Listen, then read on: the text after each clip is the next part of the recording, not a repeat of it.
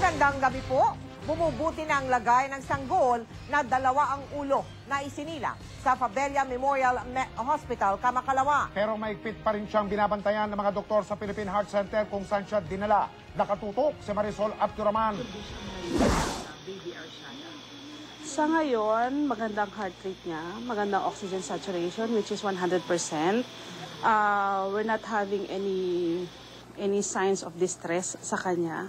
So far, stable naman ang baby. Masayang ibinalita ng Philippine Heart Center ang bumubuti raw ng kondisyon ng Arsiaga conjoined twins. Dinala sila rito kahapon mula sa Fabella Hospital dahil sa maselang kondisyon. Nakakahinga na raw sila ng sarili bagamat may nakakabit pa ring oxygen. Gaya ng findings kahapon sa Fabella, maayos ang kondisyon ng kaliwang puso ng kambal. Pero binabantay ang maigi ang kanang puso na bumubuti naman daw ang kalagayan mula kahapon.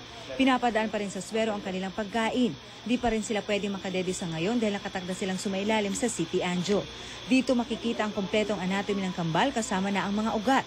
Sa ngayon, hindi pa raw masabi kung pwedeng ang paghiwalayin ang kambal.